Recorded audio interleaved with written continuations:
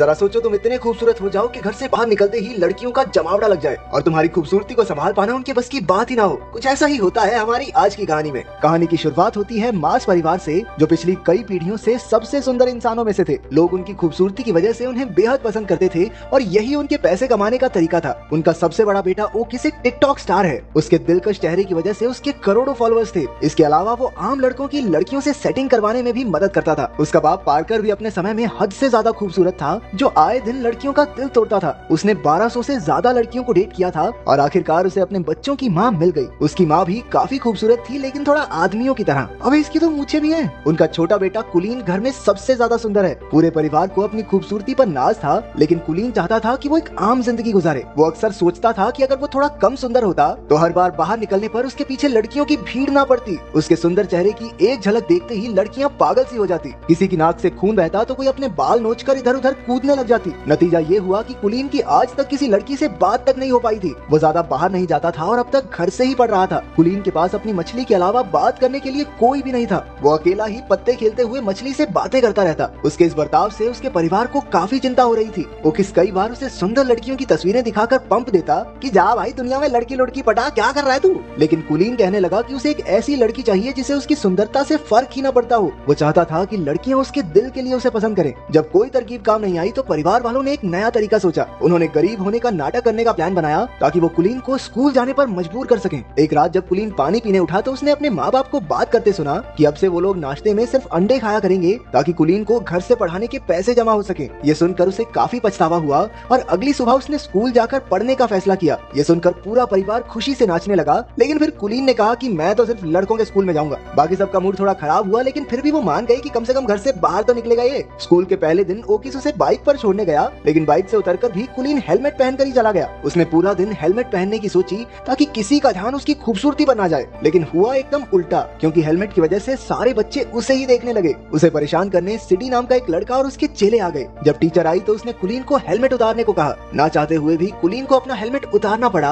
और सबने उसका दिलकश चेहरा देख लिया। इसके बाद तो टीचर सीधा हॉस्पिटल में पहुंच गई, क्योंकि कुलीन को देखते ही उसकी सांसें थम गई थी। कुलीन सीधा घर की ओर भागा, लेकिन बदमाश लड़कों ने उसे रास्ते में ही पकड़ लिया। उसे स्टोर रूम में लाकर वो लोग सुपर हीरोज की तरह अपनी पहचान बताने लगे। ये तीनों पिछले 3 साल से स्कूल में पढ़े थे, क्योंकि सिडी को बस बीबीएम स्कूल की सबसे सुंदर लड़की अमेंडा के साथ ही पार्टी में जाना है। अमेंडा सिर्फ सुंदर लड़कों की बात ही सुनती है, इसलिए उन्होंने कुलीन को अपना डाकिया बनाने की सोची। फिर उन्होंने कीबो नाम के एक शरीफ लड़के को धमकाकर उसका साथी बना दिया। कुछ देर बाद कुलीन प्रिंसिपल के पास इन बदमाश लड़कों की शिकायत करने पहुंचा। प्रिंसिपल बेचारा खुद ही अपने बेटे की वजह से परेशान था। वो उल्टा कुलीन से ही कहने लगा कि लड़की पटवा दे भाई इस बावड़ी मूंछ से, ताकि जल्दी से जल्दी स्कूल को छोड़ के जाए। उस रात कीबो और कुलीन ने अगले दिन ये काम करने का फैसला किया। कीबो के रूप में एक अच्छा दोस्त पाकर कुलीन को काफी खुशी हुई। अगली सुबह वो दोनों बीबीएम स्कूल पहुंचे, जहां उन्हें देखते ही लड़कियां चिल्लाने लगी, ये हेलमेट वाले लड़के को बाहर निकालो, पता नहीं कितना बुरा दिखता होगा। सभी लड़कियों ने मिलकर कुलीन को हेलमेट उतारने पर मजबूर कर दिया। जैसे ही उसने हेलमेट उतारा, पूरे स्कूल में तहलका मच गया। कुछ घंटों बाद तो टीवी पर खबर आ रही थी कि कुलीन की वजह से लड़कियां पागल हो रही हैं। किसी की नाक से खून बह रहा था तो कोई इधर उधर उल्टी फुल्टी हो रही थी। स्कूल की सबसे खूबसूरत लड़की अमेंडा को भी उसे न्यूज पर देखते ही उससे प्यार हो गया। उसने ठान लिया कि कुलीन को अपना बनाकर ही रहेगी।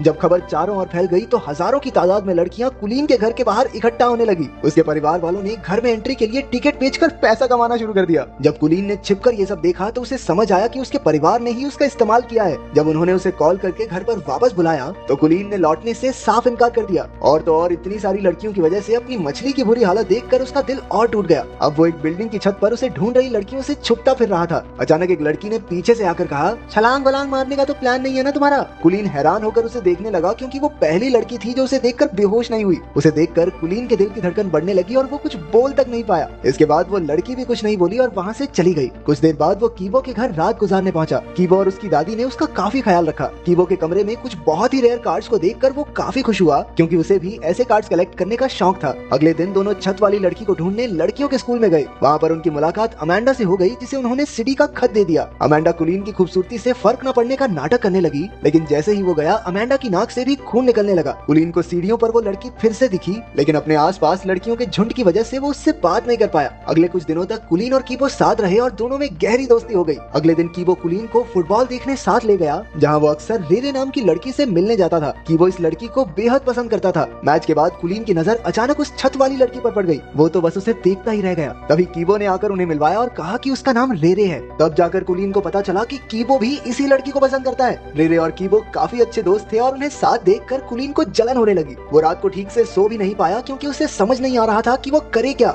आखिरकार उसे याद आया कि उसका भाई ओकिस भी तो लव गुरु है, उससे मदद मांगनी चाहिए। अगली सुबह कुलीन को अपने सामने देखकर ओकिस की तो आंखें भर आई। वो कुलीन को लड़कियों से बात करने में कब से मदद करना चाहता था। अब तक कुलीन ने अपने परिवार को भी माफ कर दिया था क्योंकि अगर वो बाहर न जाता तो रेरे से उसकी मुलाकात भी न हो पाती। फिर दोनों भाई सामान लेने गए जहाँ ओकिस ने बताया कि कुलीन उस लड़की को कैसे पटा सकता है। कुलीन ने बिल्कुल वैसा ही किया, लेकिन उसे एहसास हुआ कि वो रेरे को उतना नहीं जानता जितना कीबो जानता है। लेकिन वो फिर भी हार नहीं मानना चाहता था। एक दिन अमेंडा ने लड़कों के स्कूल में आकर कुलीन को अपने जन्मदिन की पार्टी का न्योता दिया और साथ साथ एक फोन भी थमा दिया कि बाबू मुझे इससे कॉल करना, ठीक है। फिर शाम को कीबो, कुलीन और रेरे घूमने गए। वहाँ कुलीन समझ गया कि रेरे भी कीबो को पसंद करती है। उन्हें साथ देखकर उसे जलन महसूस हो रही थी। बाद में कीबो के जाने पर उसने सीधा रेरे से पूछ लिया कि क्या वो कीबो को पसंद करती है। पहले तो रेरे नहीं मानी, लेकिन जब कुलीन ने झूठ कह दिया कि कीबो तो अमेंडा से प्यार करता है तो अचानक से रेरे का मुंह उतर गया। अब ये साफ था कि रेरे को भी कीबो पसंद है। इसके बाद घर लौटकर कुलीन ने अमेंडा को फोन करके उससे कुछ मदद मांगी और वो तो कुलीन के प्यार में कुछ भी करने को तैयार थी। फिर अगले दिन अमेंडा के बर्थडे पर कुलीन और कीबो दोनों पहुंचे तो अचानक से अमेंडा ने कुलीन को छोड़कर कीबो पर ध्यान देना शुरू कर दिया। वो उसे खींचकर साइड में ले गई और तभी रेरे भी पार्टी में आ गई। रेरे की नजर अमेंडा पर पड़ी जो कीबो को किस कर रही थी। ये देखकर उस बेचारी का दिल टूट गया और वो वहाँ से भाग निकली। उसके पीछे पीछे कुलीन ने भी जाकर अपने प्यार का इजहार कर दिया। रेरे ने जवाब दिया कि वो तो उसे सिर्फ दोस्त ही समझती है। तो कुलीन ने अपने इकलौते दोस्त को धोखा भी दिया और लड़की भी नहीं मिली। अरे